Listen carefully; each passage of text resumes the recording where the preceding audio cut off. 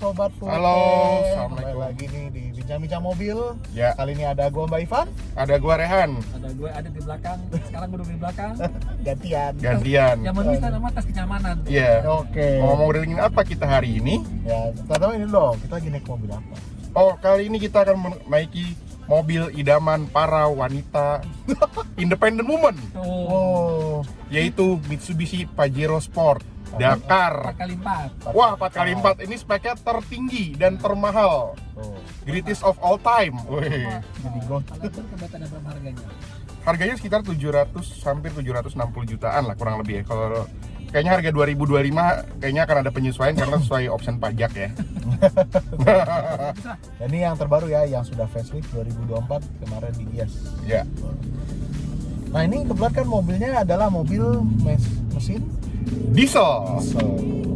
Ya, kayaknya kita ngomongin diesel gimana? Itu menarik tuh karena jujur ya, diesel tuh kayaknya sebagai dampak dari Dieselgate tuh lumayan banyak dikambing hitamkan. Betul. Dijauhi juga. Jauhi ya. Padahal dulu Interupsi dulu sebentar. interupsi. Udah kayak anggota dewan. Ya. Jadi sekarang kalau kita lihat belakangan ini bahkan mobil-mobil yang dulunya punya mesin diesel generasi 2024 nya udah nggak punya lagi. Ya, Palisade akan ke hybrid. Santa Fe beralih hybrid. ke hybrid. Bahkan gosipnya Fortuner berikut akan pakai 2000 cc turbo bensin. Dan Oke. bahkan yang dicari pun kayak Innova. Kan Zenix tidak ada yang Oh iya.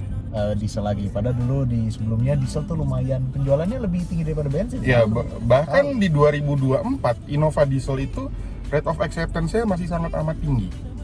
Jadi sebenarnya diesel itu gini, dibenci tapi dilindungi. Dibenci dalam arti regulasi emisi gas buang sepertinya sudah menuntut lebih dari itu, dan kemarin gue baca membuat diesel lebih ramah lingkungan dari sekarang itu butuh peralatan tambahan yang mahal dan berat. Nggak tahu gimana ceritanya, dan teknologi mungkin agak kompleks, tapi pasarnya masih besar.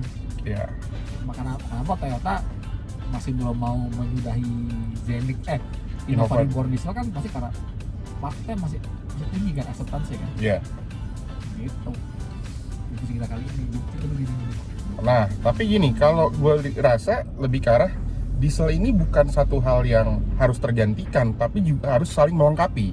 Di mana kebutuhan diesel kan bukan hanya untuk market dalam kota, tapi luar kota. Di mana luar kota itu yang dibutuhkan bukan hanya sekedar mobil yang nyaman, tapi juga mobil yang andal, yang durable, yang kemana aja bisa, yang membentuk rasa percaya diri. Rasa percaya diri ini kita lihat sebagai bahwa, oh ya, gue nggak terlalu mikir panjang nih, ini diesel kemana aja bisa.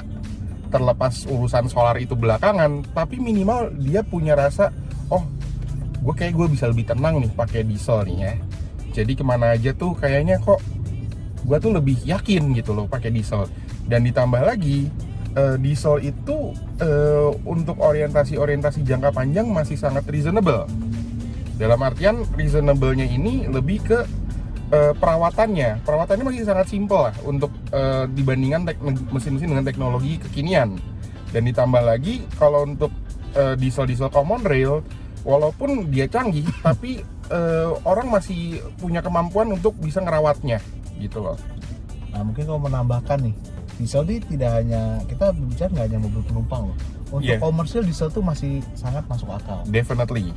Jadi kayaknya memang setuju juga dengan pendapatnya makanya bahwa itu tidak bisa digantikan, harusnya saling Melengkapi. Komplementer. Bensin, diesel, listrik, kemudian depannya hidrogen dan hybrid segala macam. Dan tadi ngomongin ya problem yang membuat diesel tiba-tiba dijauhi, karena kalau mungkin nggak tahu masih pada itu ya, pada era 2016 gitu ya, itu kan diesel tuh sangat dilihat sebagai, wah ini mesin yang wonder sekali nih, dia irit, irit bahan bakar. Dan sebetulnya kalau kita bicara CO2 itu bisa lebih rendah daripada mesin bensin, hanya memang dia di NOx ya. Betul. Untuk kadar yang lumayan tinggi, dan itu juga sangat tergantung di kondisi bahan bakar. Tapi memang terjadi Dieselgate yang sebetulnya ya kena satu merek lah ya, Volkswagen, tapi semua jadi ini. Tapi itu jadi wake up call dari orang kayak, oh ini harus ramah lingkungan segala macam. Walaupun kalau dilihat sekarang sebetulnya nih, teknologi diesel itu sudah bisa dibikin lebih ramah lingkungan. Akan semakin ramah lingkungan. Kalau gue baca ternyata udah ya tadi yang Om Beri bilang untuk NOx itu bisa direduksi dan bisa dibikin lebih ramah lingkungan lagi kalau kita bicara mau netral segala macam dengan teknologi hybrid. Dan yang penting nih, bensin sintetis. Yes. Sintetis dan e-fuel. Oke. Ada juga namanya e-fuel kan yang dia bahan bakar minyak ini, cuma proses pengolahan yang membuat dia karbon neutral.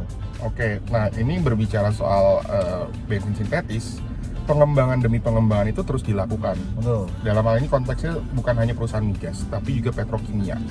Nah, Dan bahkan dari pabrikan juga loh. Iya. Kayak Porsche kan, Iya. dia bikin Iya. ini sendiri.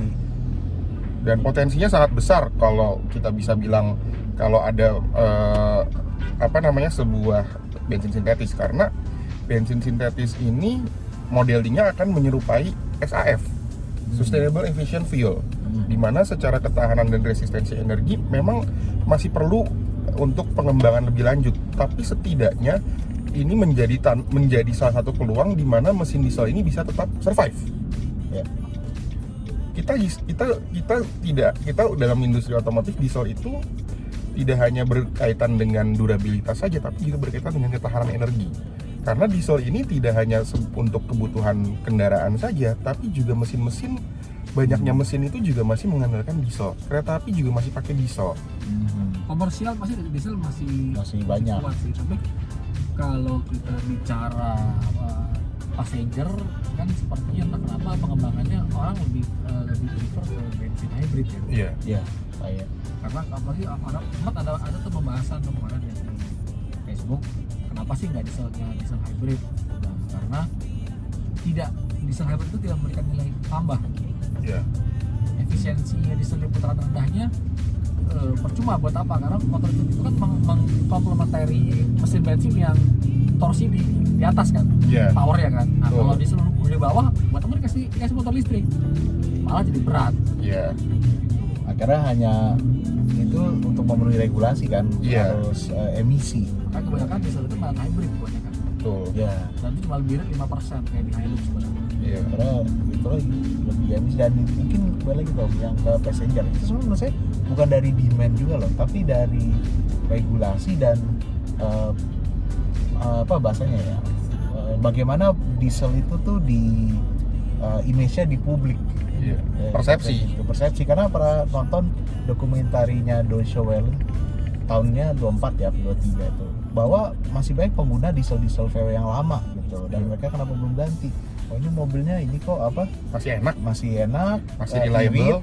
iritnya loh, ingat loh dulu Iya. diesel tuh yang buat passenger kan dikenal iritnya luar Oh, biasa. jelas. Oh, jaraknya bisa sampai di Jerman sampai 1000 kilo kan. Long miles, bahwa di Eropa aja kalau kita nyewa mobil biasa diutamakan pasti dapetin diesel, Iya. dan nggak bisa dibantah bahwa efisiensinya masih sangat kuat. Bahkan efisiensinya nggak kalah, let's say kayak misalnya kalau lu hitung kilometer per kWh mobil listrik pun mungkin bisa mendekati mungkin ya. Ini seakan-akan menjadi bahwa diesel ini masih sangat dibutuhkan, terlepas sebagai daya dukungnya seperti apa. Tapi kita lihat juga dari segi ketahanan energinya ini belum bisa tergantikan. Jadi sebenarnya diesel itu bukan ini ya, mungkin segmen pasarnya ya. Tapi kalau makin karena pakai Santa Fe itu buat segmen premium, sepertinya orang lebih senang Gasoline. bensin hybrid. Kalau komersial atau low end atau buat daerah-daerah seperti Hilux Rangga, Ya. cocok tuh kena. Ya. Komersil masih, Komersil masih. dan mungkin kalau kita kita menggunakan Pajero Sport Dakar nih, ini kan sangat populer di Indonesia ya, maksudnya tidak hanya di daerah perkotaan tapi juga Di perkampungan, daerah rural, daerah luar kota. Kalau daerah Bupati gitu, mau daerah 3T ya enjoy, paling bener naik ini. Iya, kemana aja bisa. Mau ngisi di mana aja bisa. Iya. Bensin dan solar aja ya, solar bersubsidi bio solar aja masih aman kan. Iya. Bio solar bayangin. Nah itu kembali lagi tuh, tadi kita ngomong mungkin diesel secara global ya. Iya. Tapi kalau di Indonesia ini kan berbeda ya.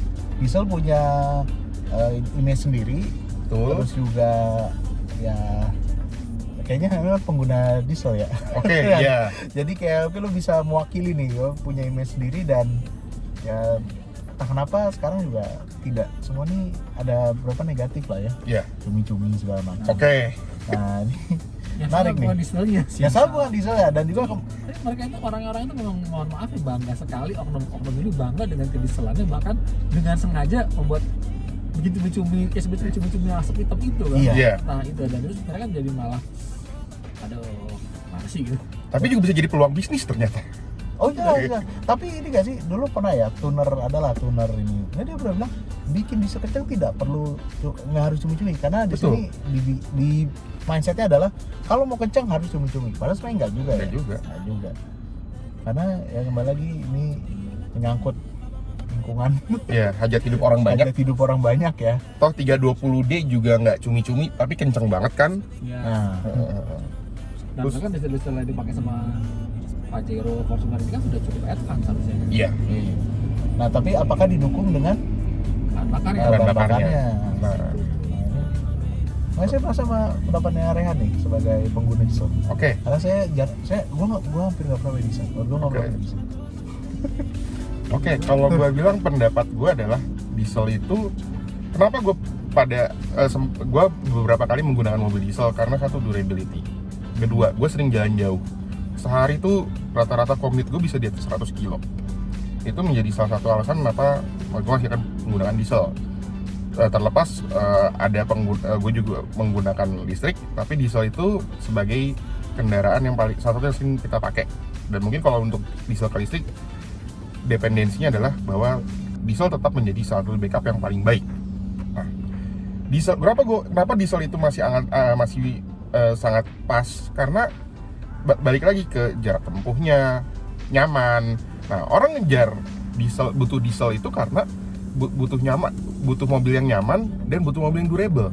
Dua kata kunci itu yang selalu orang jadi mindset, oh iya, mending Innova Diesel Matic, mending Pajero Sport Dakar, mending Fortuner, karena memang sudah termindset.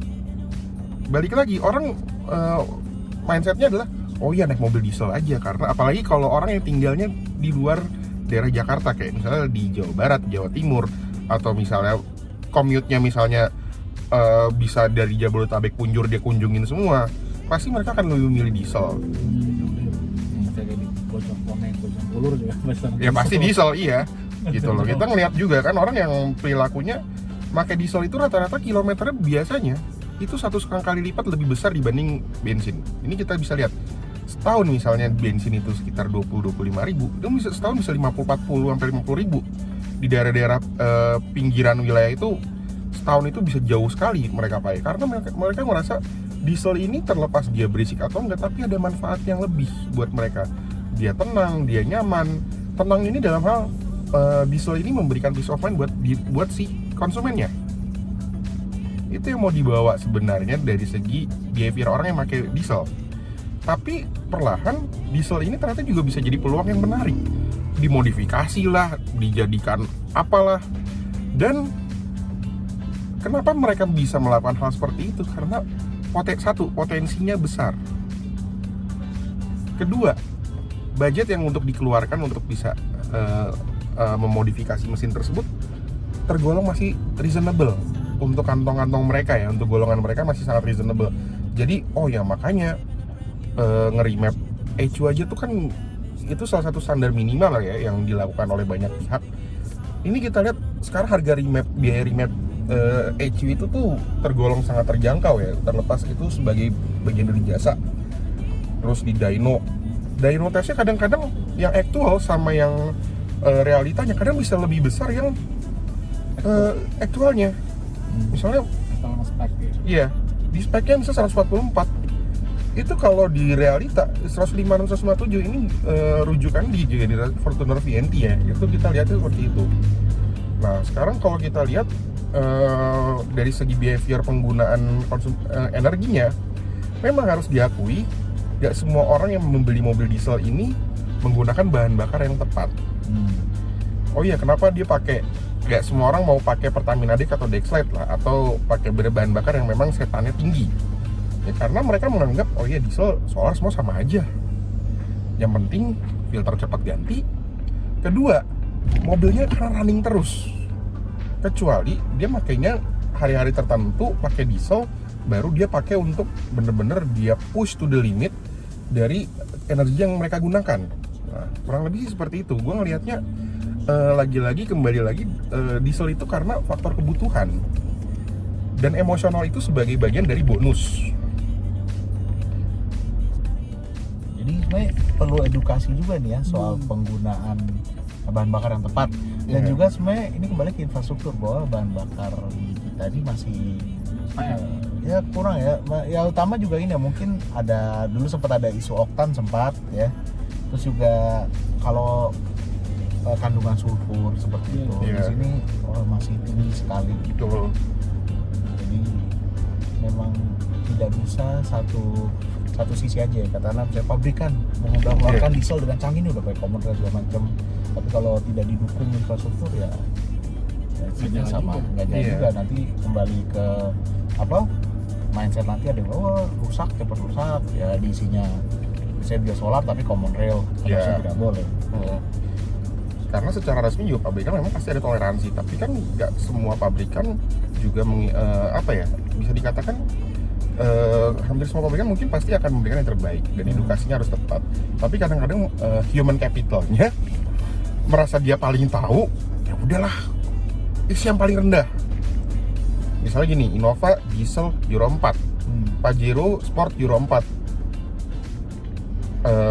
Gara-gara alasannya karena ngejar biaya, ya dia isinya asal-asalan.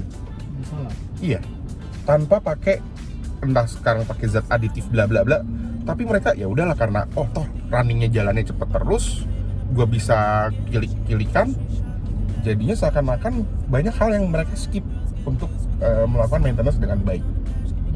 Itu yang arahnya itu. Dan kadang mungkin mesinnya nggak bermasalah, tapi kadang-kadang baunya tuh berasa sekali.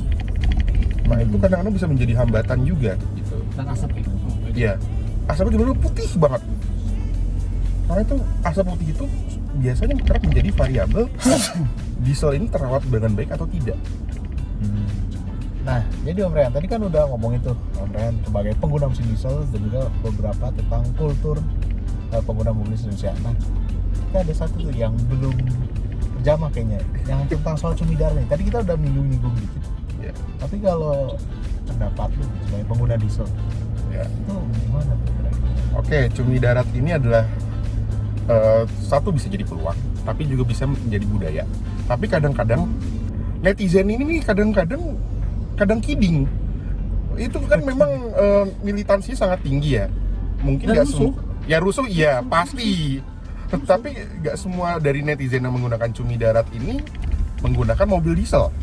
Mungkin dia saking fanatiknya, mereka lupa gitu bahwa diesel ini terlalu push the limit juga nggak baik. Iya pakai cumi. Patenono wae. Cumi itu nggak selamanya itu menjadi hal yang baik. Cumi itu pakai cumi, iya keren banget, kebanggaan tersendiri. Tapi cumi itu juga harus diketahui bahwa itu bisa mengurangi tingkat reliability dari mobil diesel tersebut. Emang dia pasti dia beli cumi gitu? Filternya di Dia apa sih? Lepas limiter biasanya. Tapi Front saya- pipe, down pipe bisa diganti. Tapi pasti kan emisinya pasti berantakan tuh. Iya, pasti. Logikanya. Betul. Exhaust segala macam. Nah, kadang yang pakai cumi ini juga kadang ngerasa pakai cumi ya keren. Udah bangga. Mereka keren. Oh iya. Pas sampai tiba-tiba lim home mode langsung dia pamer di medsos lagi. Wah, berani kotor tuh baik misalnya. Oh iya, ya cumi ya sumber penderitaan lah. Karena kok captionnya kan gitu ya. Kalau kita lihat budaya cumi darat itu di Instagram dan di TikTok itu kadang kita tidak perlu menjelek-jelekan atau menghakimi lah, tapi lebih ke arah kok malah saling senggol-senggolan gitu loh. Budayanya jadi tidak riang gembira kan. Kalau pecinta otomotif harus riang gembira lah, Ya. tidak membatasi pengguna listrik, pengguna energi baru, pengguna bensin, pengguna diesel. Betul. Itu harusnya kan tidak perlu lah sampai terpolarisasi. Tapi ini malah seakan-akan kok kayak terpolarisasi. Ini diesel ini seakan-akan menjadi satu yang oh ya kita pride banget deh, harus paling diesel lah. Ya nggak harus seperti itu. Ya. Dan apalagi saya lihat juga kesian tuh ada oknum-oknum ya, mungkin dengan perilaku yang kurang tepat gitu. Jadi membuat seakan-akan wah semua orang diesel bukan cumi-cumi. Padahal Enggak. juga. sedikit populasinya. Karena kuncinya kalau kita menggunakan semua kendaraan itu dengan riang gembira, dengan bahagia, dengan nyaman, bahwa semua kendaraan itu baik. Nah, itu yang harus kita jaga sebenarnya, kuncinya di situ. Quote of the day, bijak sekali. Karena gue ngerasa gini, wah kok orang yang pakai diesel ini, gue tuh pakai diesel tuh udah mungkin ya dari tahun 2000 mungkin ya. Ada Krista diesel pakai Innova diesel pernah, Fortuner VNT pernah, dan itu mobil-mobil yang benar-benar utilize. Itu mobil bukan yang kamu mau sebenarnya, tapi itu mobil yang benar-benar dibutuhkan. Iya, tapi dibutuhkan, jangan sampai nilai kebutuhan itu menjadi hilang karena faktor-faktor tersebut gitu loh. Iya, pengen pakai cumi gini. Iya, gak usah sampai banyak caption yang berkaitan dengan mesin diesel yang sebenarnya punya banyak keunggulan, itu justru jadi melemahkan keunggulan yang dimilikinya. Nah, ini menjadi tantangan juga, bukan hanya dari segi edukasi, tapi bagaimana mengubah persepsi bahwa diesel ini menjadi satu hal yang baik, yang saling melengkapi dan lebih ke arah yang lebih humanis.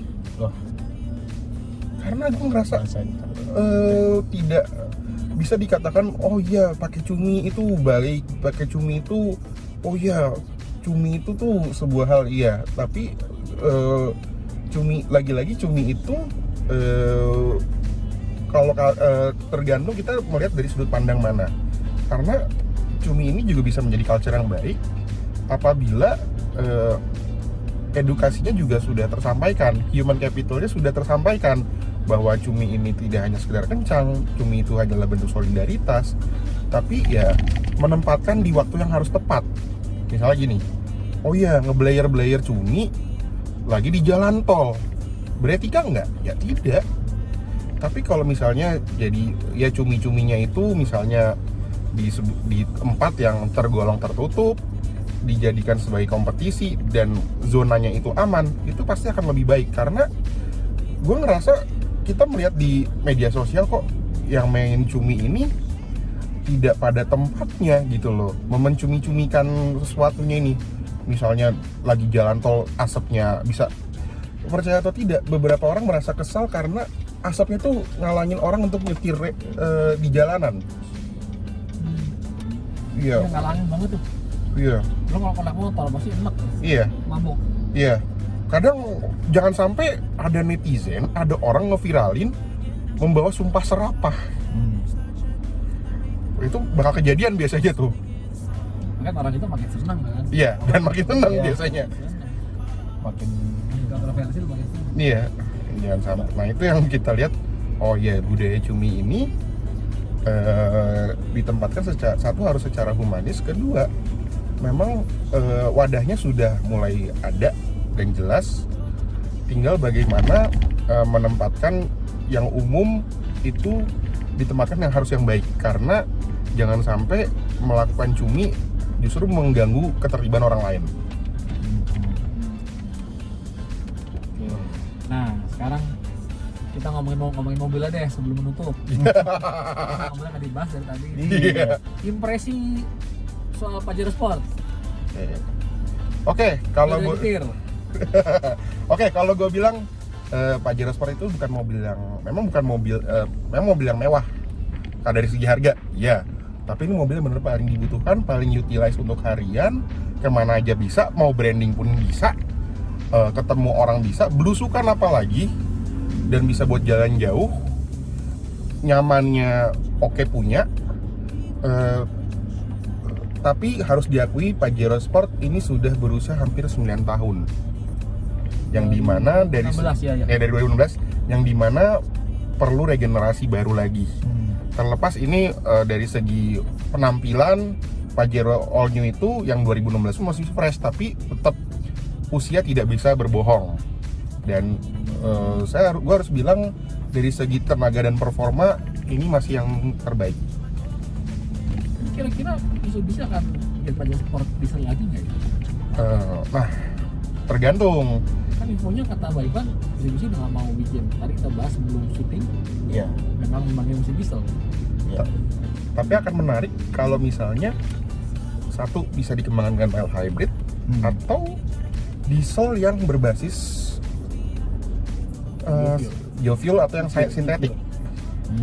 Tapi itu kan lebih eksternal lagi ya. Iya. Itu kan tanggung jawab pabrikan ya, lebih Iya. ke masing-masing negara.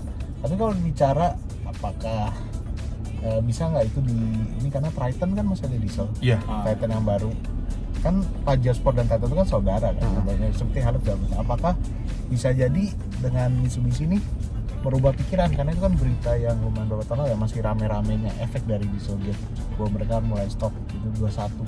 Iya. Nah, sampai sekarang belum ada announcement lagi bagaimana. Kalau kita lihat sebenarnya diesel ini masih berlaku di beberapa pasar ya, Asia Tenggara. Australia juga termasuk Pasti. kuat loh, tapi mungkin kalau Thailand walaupun pemerintahnya getol banget ya minta listrik, tapi demand lagi itu yang kadang-kadang tidak bisa. Iya, demand tidak bisa berbohong. Iya. Apa yang dibutuhkan orang sebenarnya, jangan sampai nanti Om Ade setuju lagi, jangan seperti di Eropa. Akhirnya pabrikannya membuat mobil yang tidak dibutuhkan oleh pembelinya sebenarnya. Dan malah jadi Bumerang. Iya, yang harusnya itu jadi ininya mereka, tapi bahkan core marketnya aja tidak bisa identify dengan mobil mereka. Gitu. Nah, Om Ade gimana nih belakang nih pendapat Nah, iya. Yang dari pas, penumpang?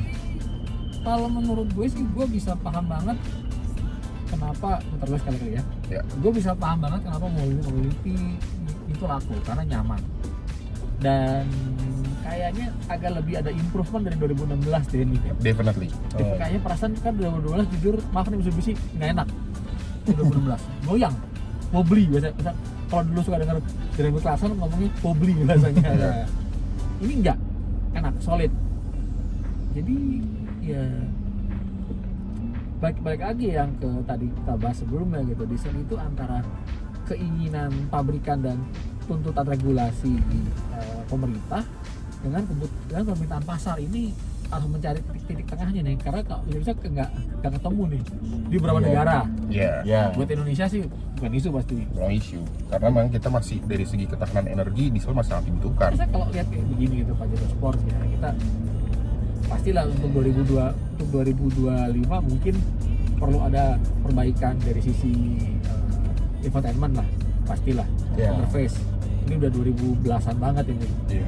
Tapi in general sih masih relevan Dan masih terbukti dari penjualan ya. Ya.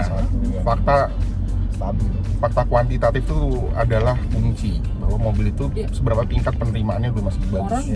Orang bilang, oh kamu mending yang bisa beli 1 miliar, maupun mending bilang karena Santa Fe baru hybrid, coba tinggal di daerah mana tadi itu? Daerah 3T lah. Daerah 3T. Ya, mari ke sini pasti kan. Iya. Jadi ya masih relevan. Iya. Betul. Dan itu lagi ya, semoga pemerintah kita tidak terlalu terburu-buru nih, kayak dulu kan obsesinya listrik sekali. Jangan Thailand. Iya. Atau Thailand, padahal Thailand mereka jadi basicnya produksi ini kan masih ini impor kan? Ini CKD. CKD? CKD. Oh sorry. Sudah CKD dari mana? CKD itu Pajero Sport itu dari tahun 2017. Sebenarnya Pajero itu sebelumnya dari tahun 2012-2013 itu karena demandnya sangat tinggi, pengen di CKD duluan, tapi kan pabriknya belum mendukung. Nah, dimana pada saat pabrik yang di Cikarang itu ada, malah mulai dari CKD itu langsung pertama tipe Ultimate. Tapi kalau Triton masih dari Thailand. Sorry. Kalau dia double cabin ya, itu dia.